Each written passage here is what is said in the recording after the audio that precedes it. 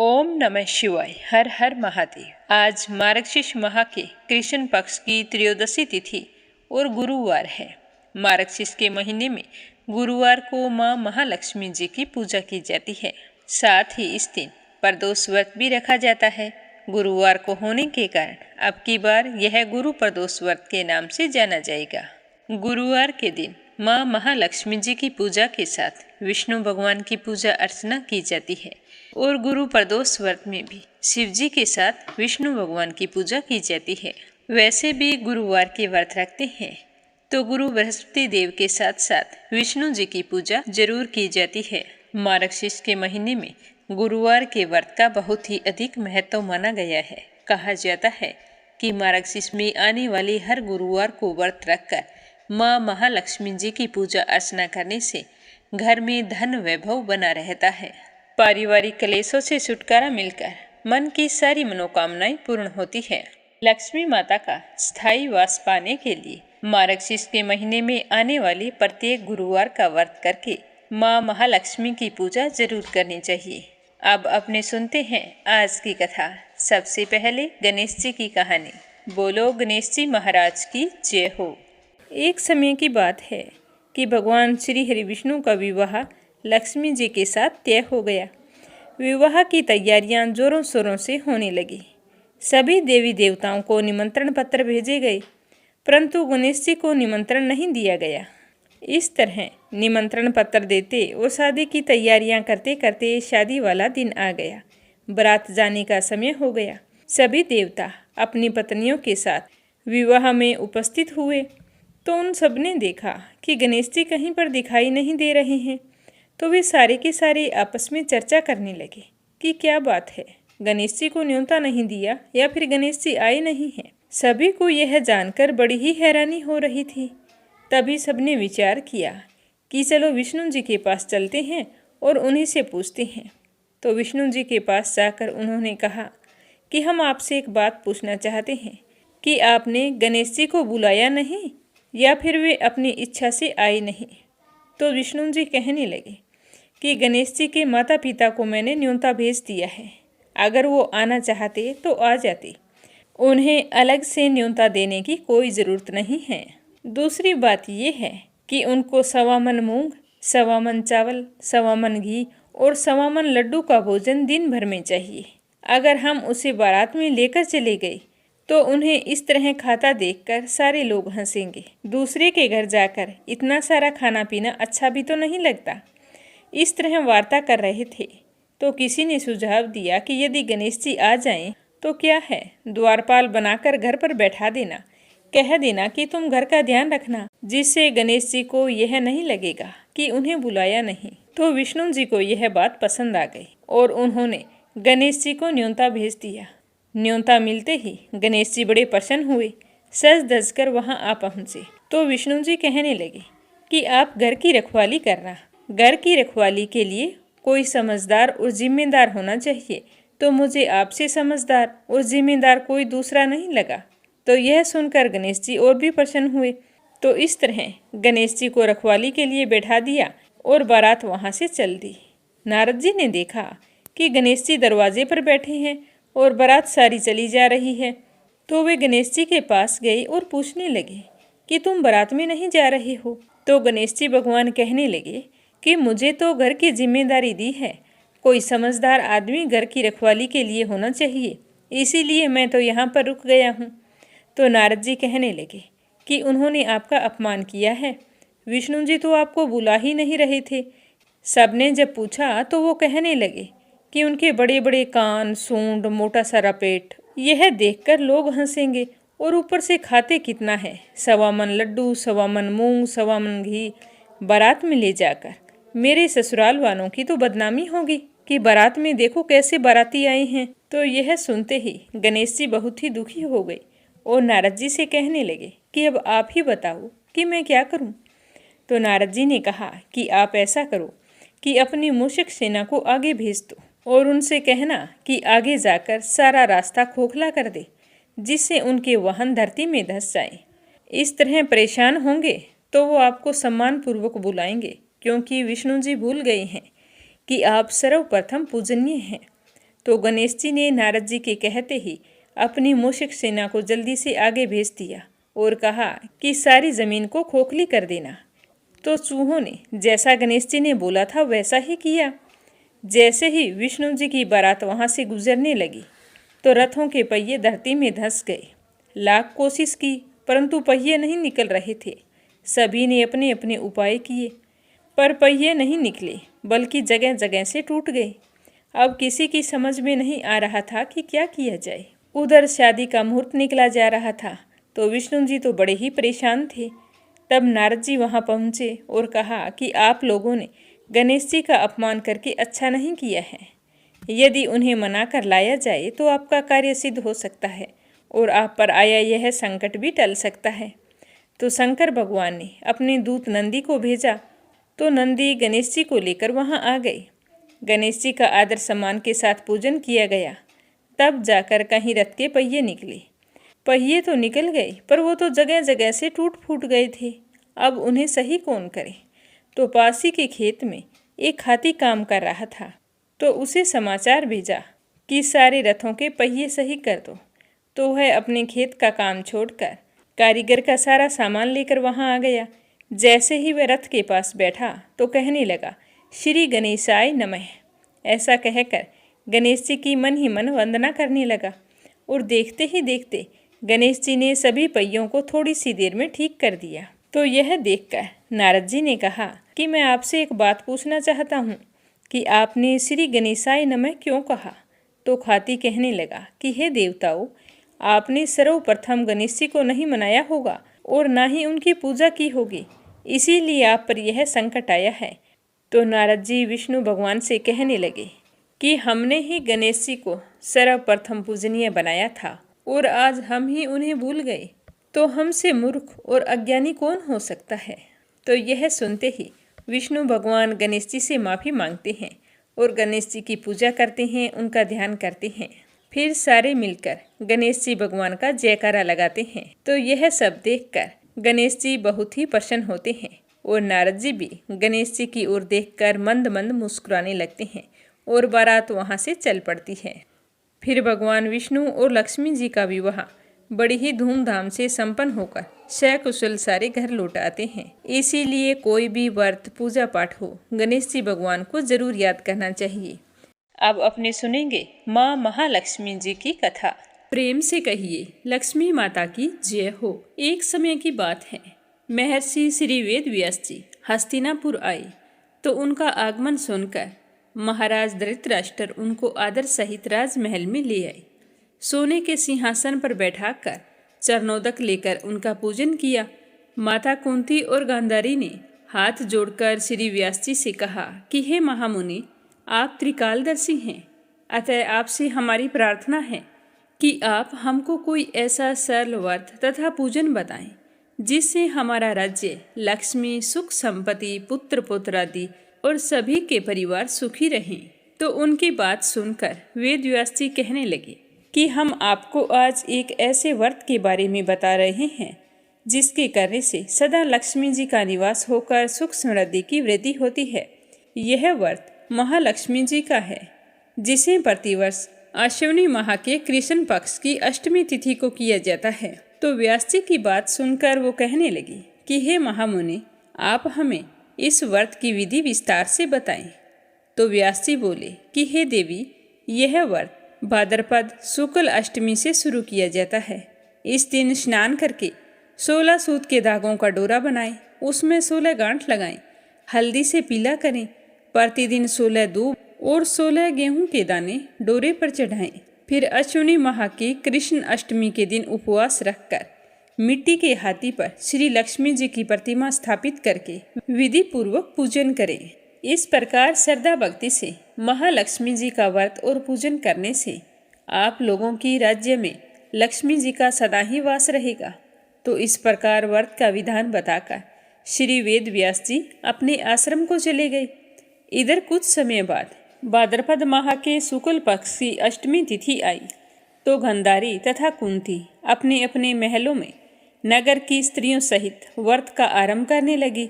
इस प्रकार 15 दिन बीत गए।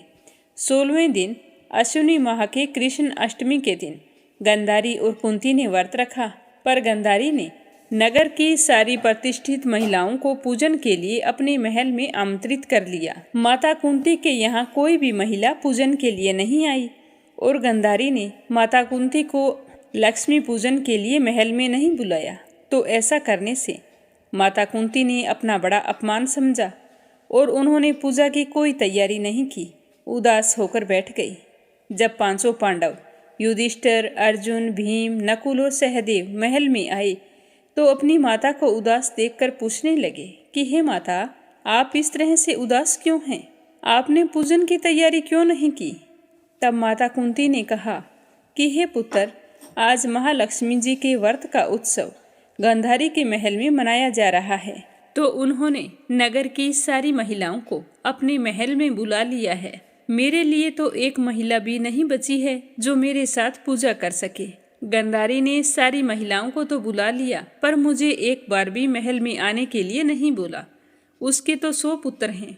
उन्होंने मिलकर एक मिट्टी का विशाल हाथी भी बनाया है, तो उसे देखने के लिए नगर की सारी महिलाएं उसके महल में चली गई हैं। तो अपनी माता को इस तरह मायूस और उदास देखकर अर्जुन ने कहा कि हे माता, आप पूजन की तैयारी करें और नगर में बुलावा दे दें कि आज हमारे यहाँ स्वर्ग के ऐरावत हाथी की पूजा होगी। तो यह सुनकर माता कुंती बहुत ही खुश हुई और उन्होंने नगर में ढिंढोरा पिटवा दिया कि आज हमारे यहाँ स्वर्ग के ऐरावत हाथी की पूजा होगी। तो सारे नगर में शोर मच गया कि कुंती के महल में स्वर्ग से इंद्र का ऐरावत हाथी पृथ्वी पर उतार कर पूजा की जाएगी। तो यह समाचार सुनकर नगर के सभी नर और नारी, बालक, वृद्ध सारे लोग वहां पर इकट्ठे हो गए। उधर गंधारी के महल में हलचल मच गई। वहां इकट्ठी हुई सारी महिलाएं अपनी अपनी थालियां लेकर कुंती की महल की ओर जाने लगी। देखते ही देखते कुंती का सारा महल ठसाठस भर गया और पूजा की बड़े जोरों शोरों से तैयारियां होने लगी। उधर अर्जुन ने बाण के द्वारा स्वर्ग से ऐरावत हाथी को बुला लिया। माता कुंती ने ऐरावत हाथी को खड़ा करने के लिए अनेक रंगों की रंगोली बनवाई, नवीन रेशम वस्त्र बिछवाई। नगरवासी स्वागत की तैयारी में फूल माला, अबीर, गुलाल, केसर हाथों में लेकर कतार बनाकर खड़े हो गए। जब स्वर्ग से ऐरावत हाथी पृथ्वी पर उतरने लगा तो उसके आभूषणों की ध्वनि गूंजने लगी। ऐरावत के दर्शन होते ही जय जयकार के नारे लगने लगे। जैसे ही सायंकाल हुई तो इंद्र का भेजा हुआ हाथी माता कुंती के भवन के चौक में उतर आया। तो इस तरह हाथी के उतरते ही खुश होकर सारे नगरवासियों ने पुष्पमाला, अबीर, गुलाल, केसर आदि सुगंधित पदार्थ चढ़ाकर उसका स्वागत किया। राज्य पुरोहित द्वारा ऐरावत पर महालक्ष्मी जी की मूर्ति स्थापित करके वेद मंत्रोच्चारण द्वारा पूजन किया गया। नगरवासियों ने भी महालक्ष्मी पूजन किया। फिर अनेक प्रकार के पकवान लेकर ऐरावत को खिलाए और यमुना का जल उसे पिलाया गया। राज्य पुरोहित द्वारा स्वस्ति वाचन करके महिलाओं द्वारा महालक्ष्मी का पूजन कराया गया। 16 गांठों वाला डोरा लक्ष्मी जी को चढ़ाकर अपने अपने हाथों में बांध लिया। उसके बाद ब्राह्मणों को भोजन करवाया। दक्षिणा स्वरूप सोने के आभूषण, वस्त्र आदि दिए गए। उसके बाद महिलाओं ने मिलकर मधुर संगीत लहरियों के साथ भजन कीर्तन किया। संपूर्ण रात्रि महालक्ष्मी व्रत का जागरण चलता रहा। दूसरे दिन प्रातःकाल राजपुरोहित द्वारा वेद मंत्रोच्चारण के साथ जलाशय में महालक्ष्मी जी की मूर्ति का विसर्जन किया। फिर ऐरावत हाथी को विदा करके इंद्रलोक को भेज दिया। इस प्रकार जो भी स्त्रियां श्री महालक्ष्मी जी का विधि पूर्वक व्रत और पूजन करती हैं, उनके घर धन धान्य से पूर्ण रहते हैं तथा महालक्ष्मी जी का सदा ही उनके घर में निवास रहता है। जब भी आप लक्ष्मी पूजन करें, कथा सुने, तो इस स्तुति को अवश्य बोलना चाहिए कि महालक्ष्मी नमस्तुभ्यम नमस्तुभ्यम सुरेश्वरी, हरिप्रिये नमस्तुभ्यम नमस्तुभ्यम दयानिधे। ये माँ महालक्ष्मी की कथा है। अगली कहानी सुनते हैं गजेंद्र मोक्ष की। प्राचीन समय की बात है। द्रविड़ देश में एक पांडव वंशी राजा राज्य करते थे। उनका नाम था इंद्रधुमन। वे भगवान की आराधना में ही अपना अधिक से अधिक समय व्यतीत करते थे। उनके राज्य में सर्वत्र सुख शांति थी। प्रजा हर तरह से संतुष्ट और खुशहाल थी। लेकिन राजा इंद्रधुमन अपना समय राजकार्य में बहुत ही कम दे पाते थे। वे कहते थे कि भगवान विष्णु ही मेरे राज्य की व्यवस्था करते हैं, अतः वे अपने इष्ट परम प्रभु की उपासना में हमेशा लीन रहते थे। राजा इंद्रद्युम्न के मन में आराध्य आराधना की लालसा दिनों दिन बढ़ती ही चली गई, तो उन्होंने राज्य को त्याग दिया और मल्य पर्वत पर रहने लगे। उनका वेश तपस्वियों जैसा था, सिर के बाल बढ़कर जटा के रूप में हो गए थे। वे निरंतर परम ब्रह्मा परमात्मा की आराधना में लीन रहते थे। उनके मन और प्राण भी श्री हरि के चरण कमलों में मधुकर बनकर रहते। इसके अतिरिक्त उन्हें जगत की कोई वस्तु अच्छी नहीं लगती थी। उन्हें राज्य, कोष, प्रजा तथा पत्नी आदि किसी भी प्राणी या पदार्थ की कभी भी याद नहीं आती थी। एक समय की बात है कि राजा इंद्रद्युम्न प्रतिदिन की भांति स्नान आदि से निवृत्त होकर सर्वसमर्थ प्रभु की उपासना में लीन थे। उन्हें बाहरी जगत का तनिक भी ध्यान नहीं था।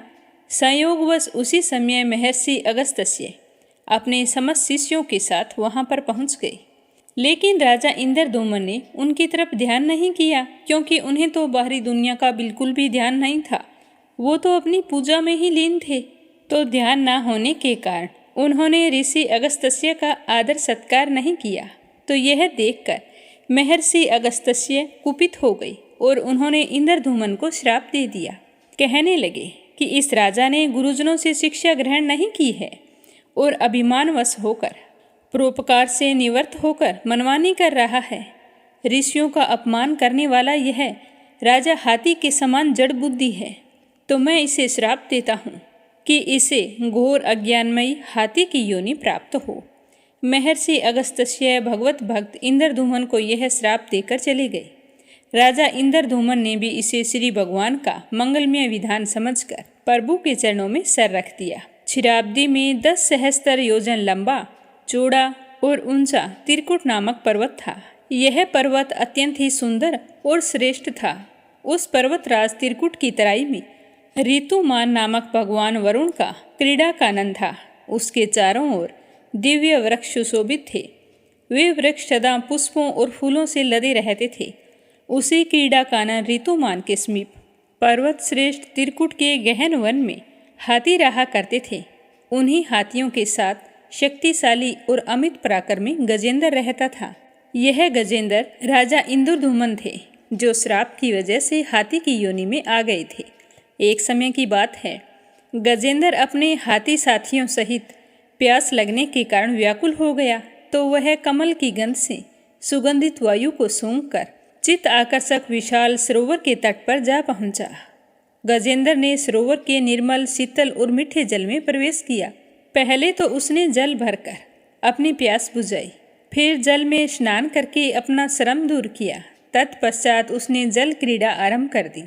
वह अपनी सूंड में जल भरकर उसकी फुहारों से हाथनियों को स्नान कराने लगा। तभी अचानक से गजेंद्र हाथी जोर से चीखा, क्योंकि किसी मगरमच्छ ने आकर उसका पैर पकड़ लिया था। गजेंद्र अपना पैर छुड़ाने के लिए पूरी ताकत लगाई, परंतु उसका वश नहीं चला और ना ही पैर छूटा। अपने स्वामी गजेंद्र को ग्रहागस्त देखकर हाथनियाँ, कलब और अन्य गज अत्यंत व्याकुल हो गई। वे सूंड उठाकर चिंगाड़ने लगे और गजेंद्र को बचाने के लिए सरोवर के भीतर बाहर दौड़ने लगे। इस तरह उन्होंने पूरी कोशिश की, पर वे सफल नहीं हुए। तो जो हाथी था वो तो राजा इंद्रद्युम्न था। महर्षि अगस्त्य के श्राप से हाथी बना था, और जो अंदर मगरमच्छ था वह महर्षि देवल के श्राप से मगरमच्छ बने थे। वो गंधर्व श्रेष्ठ हुहु थे, वे भी अत्यंत पराक्रमी थे। इस तरह संघर्ष चलता रहा। गजेंद्र स्वयं को बाहर खींचता और मगरमच्छ गजेंद्र को भीतर खींचता। सरोवर का निर्मल जल गंदला हो गया था। सारे कमल दल उनके बीच में लुलुहान हो गई। जल जंतु व्याकुल हो उठे। गजेंद्र और मगरमच्छ का संघर्ष 1 सहस्त्र वर्ष तक चलता रहा। दोनों जीवित रहे। यह दृश्य देखकर देवतागण हैरान हो गए। संघर्ष करते करते गजेंद्र का शरीर स्थिर हो गया। उसके शरीर में शक्ति और मन में उत्साह नहीं रहा, परंतु जलचर होने के कारण मगरमच्छ की शक्ति में कोई कमी नहीं आई। उसकी शक्ति बढ़ती गई। वह नवीन उत्साह से अधिक शक्ति लगाकर गजेंद्र को खींचने लगा। असमर्थ गजेंद्र के प्राण संकट में पड़ गए। और उसकी शक्ति और पराक्रम का अहंकार चूर चूर हो गया। वह पूर्णतया निराश हो गया। किंतु गजेंद्र को अपने पूर्व जन्म की याद थी, तो गजेंद्र ने निश्चय किया कि मैं कराल काल के भय से चराचर प्राणियों के सर्वसमर्थ प्रभु की शरण में जाता हूँ। इस निश्चय के साथ गजेंद्र मन को एकाग्र करके पूर्व जन्म में सीखे श्रेष्ठ स्त्रोत द्वारा प्रभु भक्ति की स्तुति करने लगा। गजेंद्र की स्तुति सुनकर सर्वात्मा सर्वदेव रूप भगवान विष्णु प्रकट हो गए। गजेंद्र को पीड़ित देखकर भगवान विष्णु गरुड़ पर आरूढ़ होकर अत्यंत शीघ्रता से उक्त सरोवर के तट पर जा पहुँचे। जब जीवन से निराश तथा पीड़ा से छटपटाते हुए गजेंद्र ने हाथ में चक्कर लिए गरुड़ आरूढ़ हुए भगवान विष्णु को तीव्रता से अपनी ओर आते हुए देखा, तब उन्होंने कमल का एक सुंदर पुष्प अपनी सूंड में लेकर ऊपर उठाया और बड़े कष्ट से कहा कि हे नारायण, हे जगत गुरु भगवान, आपको नमस्कार है। गजेंद्र को अत्यंत पीड़ित देखकर भगवान विष्णु गरुड़ की पीठ से कूद पड़े और गजेंद्र के साथ मगरमच्छ को भी सरोवर से बाहर खींच लाई और तुरंत ही अपने तीक्ष्ण चक्कर से मगरमच्छ का मुंह फाड़कर गजेंद्र को मुक्त करा दिया। ब्रह्मादि देवगण श्री हरि की प्रशंसा करते हुए उनके ऊपर फूलों की वर्षा करने लगे। सिद्ध और ऋषि महर्षि परब्रह्मा भगवान विष्णु का गुणगान करने लगे और मगरमच्छ भी दिव्य शरीरधारी हो गया। उसने विष्णु जी के चरणों में सिर रखकर प्रणाम किया और भगवान विष्णु के गुणों की प्रशंसा करने लगा। भगवान विष्णु के मंगलमय वरद हस्त के स्पर्श से पाप मुक्त होकर अभिशप्त हुहु गंधर्व ने प्रभु श्री हरि विष्णु की परिक्रमा की और उनके त्रिलोक्य वंदित चरण कमलों में प्रणाम करके अपने लोक को चले गए। भगवान विष्णु ने गजेंद्र का उद्धार करके उसे अपना पार्षद बना लिया। गंधर्व सिद्ध और देवगण उनकी लीला का गान करने लगे। गजेंद्र की स्तुति से प्रसन्न होकर भगवान विष्णु ने सबके समक्ष कहा कि प्यारे गजेंद्र, जो लोग ब्रह्म मुहूर्त में उठकर तुम्हारी की हुई स्तुति से मेरा स्तवन करेंगे, उन्हें मैं मृत्यु के समय निर्मल बुद्धि का दान करूंगा। यह कहकर भगवान विष्णु ने पार्षद रूप में गजेंद्र को साथ लिया और गरुड़ आरूढ़ होकर अपने दिव्य धाम को चले गए। बोलो विष्णु भगवान की जय हो। ये थी गजेंद्र मोक्ष की कथा। इस कथा को कार्तिक के महीने, बैसाख के महीने, जेठ के महीने और एकादशी पर जरूर सुनना चाहिए। जो भी इस कथा को प्रेम भाव से सुनता है, श्री हरि की कृपा उस पर हमेशा बनी रहती है। अब अपने सुनते हैं श्रीमद् गीता जी का 13वां अध्याय और उसका महात्म्य। श्रद्धा भाव से सुनते रहिए। बोलो श्री कृष्ण भगवान की जय हो। श्री कृष्ण जी अर्जुन से कहने लगे कि हे कुंती पुत्र, यह शरीर क्षेत्र कहलाता है। इसके जानने वाले को क्षेत्र कहते हैं। संपूर्ण क्षेत्र में क्षेत्रज्ञ मुझे जान। क्षेत्र और क्षेत्रज्ञ का जो ज्ञान है, मेरे मत से वही ज्ञान है। वही क्षेत्र कैसे रूप का है, उसमें कौन कौन से विकार होते हैं, उसकी उत्पत्ति किस प्रकार से हुई और क्षेत्र का क्या प्रभाव है, ये सारी बातें संक्षेप से कहता हूँ, सुनो। अनेक ऋषियों ने अनेक प्रकार के छंदों में इसको बताया है। वेदों ने पृथक पृथक इसका वर्णन किया है और हेतु वाले ब्रह्मसूत्र पदों करके भी यह ज्ञान निश्चय किया गया है।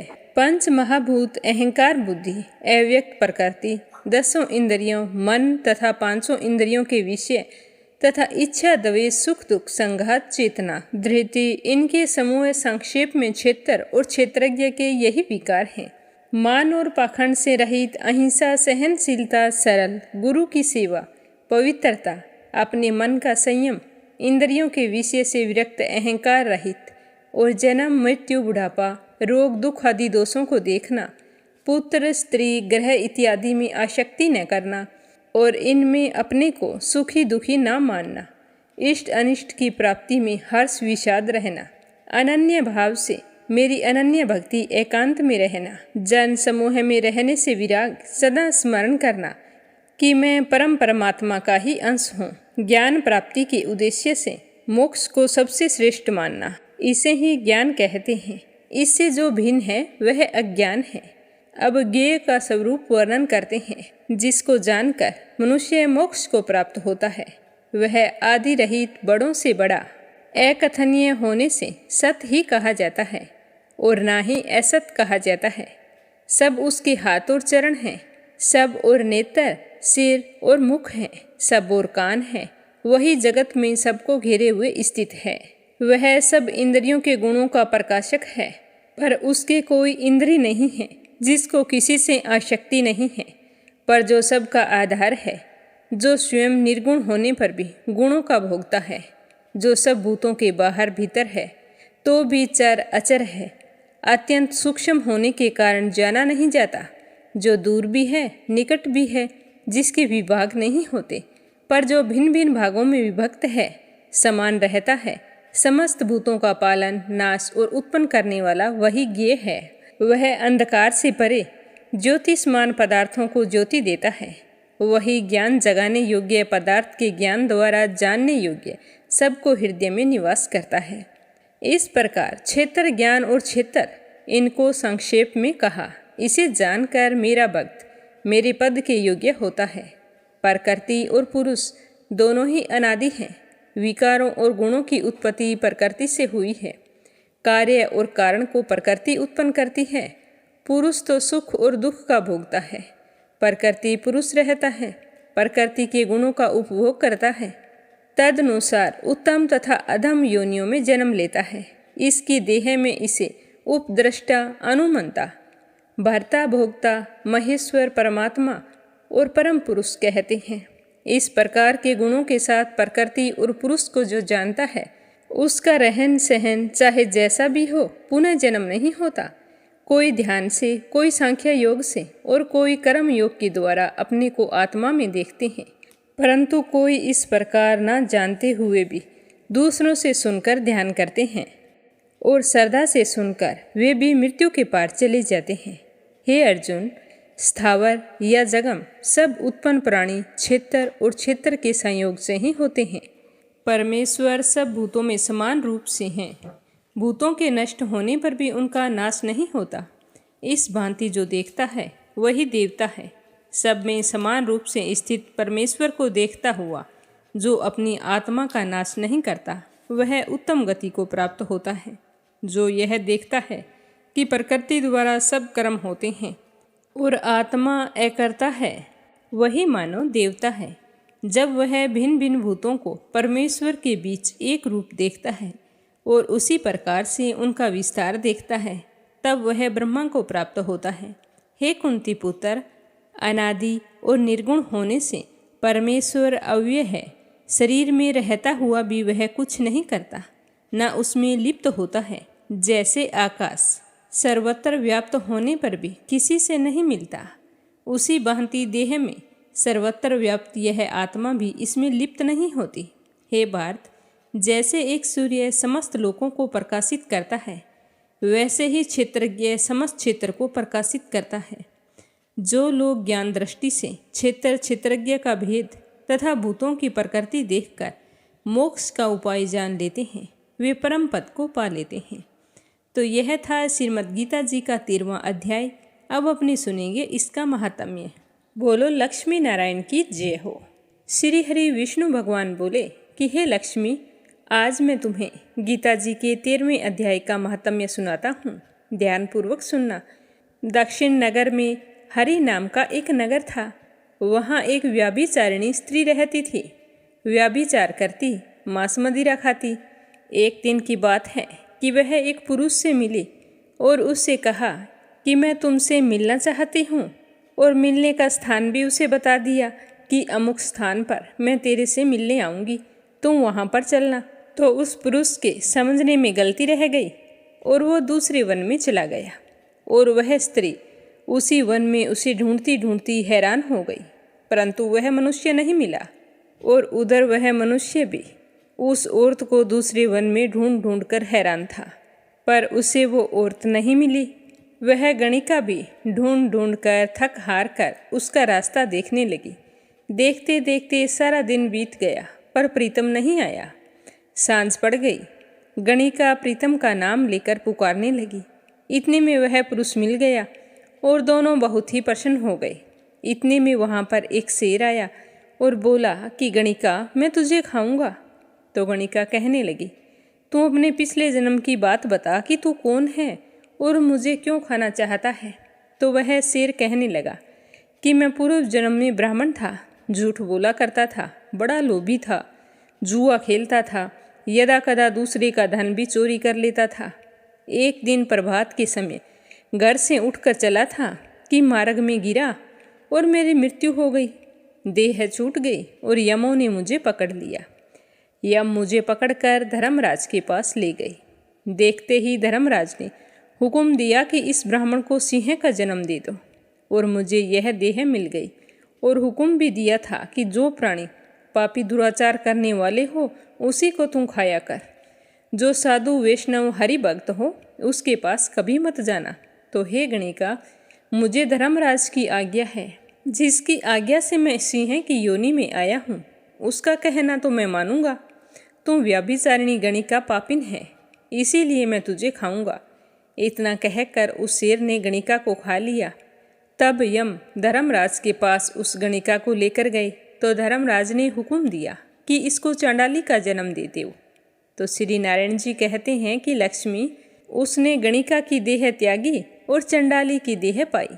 कई दिन पीछे वो नर्मदा नदी के तट पर चल रही थी, तो उसने वहाँ देखा कि एक साधु गीता जी के 13वें अध्याय का पाठ करता है।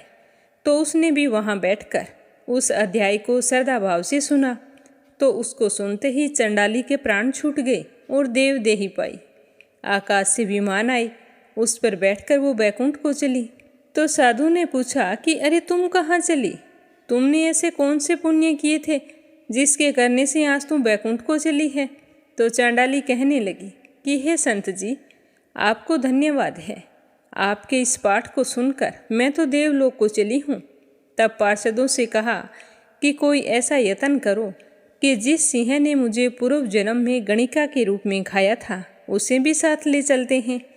तब साधु से प्रार्थना करने लगी कि हे संत जी, गीता जी के एक श्लोक के पाठ का फल उसके निमित्त दे दो, जिससे उस शेर का भी उद्धार हो जाए। तब उस संत ने गीता जी के पाठ का फल उस शेर को दे दिया, तो उसकी देह छूट गई। दोनों ने देवदेही पाई और विमान पर चढ़कर बैकुंठवासी हुए और परम धाम को प्राप्त हुए। तब श्री नारायण जी ने कहा कि हे लक्ष्मी, यह 13वें अध्याय का महात्म्य है। जो भी श्रद्धा भाव से पढ़ता है, मन में पूरी प्रीति होती है, उसका फल तो कहा ही नहीं जा सकता। और अनजानवश कोई पढ़ ले या सुन ले तो परम धाम को प्राप्त होता है। तो यह था गीता जी का 13वां अध्याय और उसका महात्म्य। अब अपने सुनते हैं श्री कृष्ण भगवान के स्वरूप लड्डू गोपाल की कहानी। श्री कृष्ण जी को लड्डू गोपाल के नाम से भी जाना जाता है। श्री कृष्ण भगवान के इस बाल स्वरूप की सेवा बच्चे की तरह की जाती है। लड्डू गोपाल की प्रतिमा के एक हाथ में लड्डू है। यह उनका बाल स्वरूप बहुत ही सुंदर और प्यारा है। भगवान श्री कृष्ण के मनमोहक स्वरूप के पीछे एक सच्ची कहानी है। तो आज इसी कहानी में अपने जानेंगे कि श्री कृष्ण भगवान का नाम लड्डू गोपाल कैसे पड़ा। पौराणिक कथा के अनुसार ब्रिज की भूमि पर श्री कृष्ण के परम भक्त कुंभन दास रहते थे। कुंभन दास हमेशा से ही ठाकुर जी की भक्ति में लीन रहते थे। कुंभन दास का एक बेटा था, उसका नाम था रघुनंदन। रघुनंदन बहुत ही सरल और भोले स्वभाव का था। एक दिन कुंभन दास को नगर में कीर्तन के लिए बुलावा आया, तो कुंभन दास पहले तो अपने श्री कृष्ण की भक्ति को छोड़कर जाना नहीं चाहते थे, पर उन लोगों के बार बार कहने पर कुंभन दास मान तो गए, पर सोचने लगे कि मैं कीर्तन के लिए चला जाऊंगा तो पीछे से ठाकुर जी की सेवा कौन करेगा। तो उन्होंने अपने बेटे रघुनंदन को बुलाया और कहा कि बेटा, मैं तो कीर्तन के लिए जा रहा हूँ, तुम ऐसा करना, ठाकुर जी को भोग लगा देना, उसके बाद ही स्वयं भोजन करना। इस तरह सारी बात समझाकर कुंभन दास कीर्तन करने के लिए चले गए। अपने पिताजी के जाने के बाद में रघुनंदन ने खाने से भरी थाली श्री कृष्ण भगवान की मूर्ति के सामने रख दी। रघुनंदन इतना बोला था कि वह तो सोच रहा था कि भगवान श्री कृष्ण स्वयं आएंगे और अपने हाथों से खाना खाएंगे, लेकिन भगवान तो नहीं आए। थाली तो वैसे ही भरी की भरी पड़ी थी। तो थोड़ी देर बाद रघुनंदन आया और देखकर रोने लगा। रो रो कर श्री कृष्ण भगवान से कहने लगा कि भगवान, आप भोजन कर लीजिए, मेरे पिताजी कहेंगे पहली बार कोई काम कह कर गया था, वो भी तुमसे हुआ नहीं। तो इस तरह रघुनंदन भगवान श्री कृष्ण से बार बार प्रार्थना करने लगे। तो उस भोले बालक की बात सुनकर भगवान श्री कृष्ण ने बाल रूप धारण किया और थाली का सारा भोजन खत्म कर दिया। जब कुंभन दास घर आए तो अपने बेटे से पूछा कि बेटा, भगवान को भोग लगा दिया? तो वह हंसकर कहने लगा, हाँ पिताजी, मैंने भगवान श्री कृष्ण को भोग लगा दिया है। तो कुंभन दास कहने लगा कि बेटा, प्रसाद चढ़ाया था तो मेरे लिए कहाँ रखा है? तो वह भोला रघुनंदन बड़े ही भोलेपन से कहने लगा कि पिताजी, आज तो ठाकुर जी ने सारा भोजन खा लिया। तो अपने बेटे की बात सुनकर कुंभन दास को लगा कि शायद उसका बेटा रघुनंदन खुद ने खा लिया होगा और बचने के लिए भगवान का नाम ले रहा है। तो इस तरह कुंभन दास जब भी कीर्तन करने के लिए जाते तो अपने बेटे को श्री कृष्ण को भोग लगाने के लिए कह जाते। रोजाना भोग का प्रसाद नहीं बचता। जब लौट कर कुंभन दास आता और अपने बेटे से प्रसाद के बारे में पूछता तो वह कहता कि भगवान जी ने तो सारी थाली साफ कर दी। तो एक दिन कुंभन दास ने खूब सारे लड्डू बनाए और थाली भरकर रख दी। अपने बेटे को कह दिया कि बेटा, तुम भगवान को भोग लगा देना। यह कहकर कुंभन दास वहां से चले गए। थोड़ी देर बाद आकर किवाड़ के पीछे छुपकर बैठ गए और देखने लगे कि सच्चाई क्या है। मेरा बेटा झूठ बोल रहा है, आज तो मैं उसकी झूठ पकड़ कर ही रहूंगा। तो उस दिन भी यही हुआ। रघुनंदन ने लड्डुओं से भरी थाली को मंदिर में रखा और भगवान से कहा कि आओ भगवान, भोजन कर लो। तो श्री कृष्ण भगवान ने अपना बाल रूप बनाया और लड्डू खाने लगे। जब कुंभन दास ने स्वयं श्री कृष्ण को बाल रूप में देखा तो वो तो हैरान रह गए। तो वे दौड़कर दर्शन करने के लिए पास चले आए। उस समय श्री कृष्ण भगवान के हाथ में लड्डू था और दूसरे वाले हाथ का लड्डू मुख में जाने ही वाला था। तो वे एकदम से जड़ हो गए। इसी घटना के बाद में उनकी इसी रूप में पूजा की जाती है। श्री कृष्ण भगवान के इस बाल स्वरूप को लड्डू गोपाल के नाम से जाना जाता है। जो भी मनुष्य सच्ची श्रद्धा से कोई भी मनोकामना लेकर लड्डू गोपाल की पूजा करता है तो उसकी मनोकामना जरूर पूर्ण होती है। बोलो लड्डू गोपाल की जय हो, बोलो बांके बिहारी की जय हो, बोलो कृष्ण कन्हैया की जय हो। अब अपने सुनेंगे लपसी और तपसी की कहानी। बोलो लपसी तपसी की जय हो। प्राचीन समय की बात है। एक गांव में लपसी और तपसी नाम के दो भाई रहा करते थे। तपसी हमेशा भगवान की सेवा में लीन रहता था, लेकिन लपसी हमेशा सवा सेर लापसी बनाता, भगवान को भोग लगाकर फिर स्वयं भोजन कर लेता। दोनों भाइयों का यही नियम था। एक दिन दोनों भाइयों में बहस छिड़ गई कि कौन बड़ा है। तो लपसी कहने लगा कि मैं बड़ा हूँ, क्योंकि मैं तो लापसी बनाकर भगवान को रोजाना भोग लगाता हूँ। मैं कभी भी भगवान को भूखा नहीं रहने देता। तो तपसी कहने लगा कि मैं बड़ा हूँ, क्योंकि मैं सारा दिन भगवान की तपस्या करता हूँ। तो इस तरह करते करते दोनों जोर जोर से लड़ने लगे। तभी वहाँ से नारद मुनि गुजर रहे थे। उन दोनों को लड़ते हुए देखा तो उनके पास आए और लड़ने का कारण पूछने लगे। तो तपसी कहने लगा कि हे देव ऋषि, आप ही बताइए कि कौन बड़ा है। मैं कहता हूँ कि मैं बड़ा हूँ। लपसी इस बात को मानने के लिए तैयार नहीं है। ये कहता है कि मैं बड़ा हूँ। तो दोनों की बात सुनकर नारद मुनि कहने लगे कि मैं इसका फैसला तो कर दूंगा, लेकिन कल करूंगा। कल सुबह जल्दी आऊँगा और आपको बता दूंगा कि तुम दोनों में से कौन बड़ा है। तो अगली सुबह तपसी रोजाना की तरह नहा धोकर पूजा करने के लिए जा रहा था। तो रास्ते में उसे 1.25 करोड़ की एक अंगूठी मिली जो नारद जी ने उसके आगे फेंकी थी। तो तपसी ने जल्दी जल्दी इधर उधर देखा और अंगूठी को उठा लिया और तपस्या करने बैठा तो अपने पैर के नीचे दबाकर बैठ गया। लपसी रोजाना की तरह स्नान करके आया और 1.25 सेर लापसी बनाई। पहले भगवान को भोग लगाया, फिर स्वयं लापसी जीमने के लिए बैठ गया। तभी वहाँ पर नारद जी आ गए और कहने लगे कि लपसी बड़ा है। तो तपसी कहने लगा कि इसका क्या कारण हो सकता है, ये कैसे बड़ा है, ये कभी पूजा पाठ नहीं करता है। तो नारद जी कहने लगे कि इसके मन में लालच नहीं है, जो भी करता है बड़े ही श्रद्धा भाव से करता है। इसका नियम है कि रोजाना भगवान को भोग लगाना।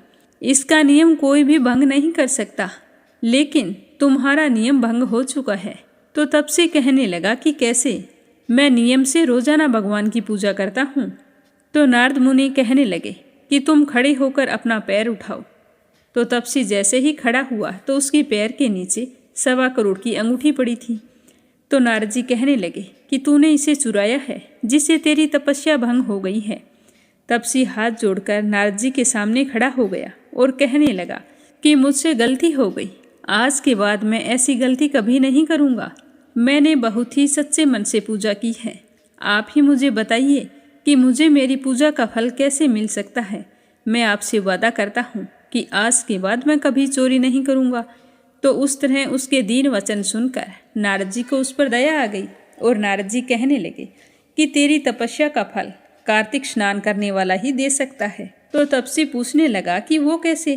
तो नारद जी ने बताया कि कार्तिक माह में कार्तिक स्नान करके जो भी सारी कहानियाँ सुनकर तुम्हारी कहानी नहीं सुनेगा, तो उसके कार्तिक स्नान का पुण्य फल उससे छूटकर तुम्हें मिलेगा। अगर कोई दिए से दिया जलाएगा तो उसका पुण्य फल भी तुझे ही मिलेगा। अगर घर की सारी साफ सफाई करके दहलीज की सफाई नहीं करेगा तो उसका पुण्य फल भी तुझे ही मिलेगा। रोटी सारी बना ले लेकिन गाय और कुत्ते की रोटी ना बनाए तो उसका पुण्य फल भी तुझे ही मिलेगा। और घर पर बहन सुवासिनी आने पर उसे सूट साड़ी तीवल जो कुछ भी देते हैं, भेंट स्वरूप अगर कुछ पैसे नहीं देंगे तो उसका पुण्य फल भी तुझे ही मिलेगा। तो इस तरह नारद जी ने तपसी को पुण्य प्राप्ति का मार्ग बताया, जिसे सुनकर तपसी बहुत ही प्रसन्न हुआ और भगवान की पूजा में लीन हो गया। तभी से कहा जाता है कि हर व्रत कथा और कहानी के बाद में लपसी तपसी की कहानी जरूर सुननी चाहिए। इस कहानी को सुने बिना हमें चाहे कार्तिक का महीना हो या वैशाख का महीना हो, हमें उसके स्नान का पुण्य फल नहीं मिलता है। जब कहानी समाप्त हो जाती है तो इस तरह से कहना चाहिए कि लपसी का फल लपसी को मिले, तपसी का फल तपसी को मिले। हमारी कहानी का, हमारे पूजा पाठ और हमारे व्रत का पुण्य फल हमें मिले। तो आज का अध्याय समाप्त हुआ। कल फिर मिलेंगे अगले अध्याय के साथ। उम्मीद करती हूँ कि आपको गीता जी का अध्याय जरूर पसंद आया होगा। तो मीरा भक्ति स्टोरी चैनल को सब्सक्राइब जरूर करें और इस वीडियो को ज़्यादा से ज़्यादा अपने मित्रगणों में, रिश्तेदारों में शेयर करें। कान्हा जी आपकी सारी मनोकामनाएं पूर्ण करें। कल फिर मिलेंगे अगले अध्याय के साथ। आप सभी की मंगल कामना के साथ ओम नमः शिवाय। हर हर महादेव।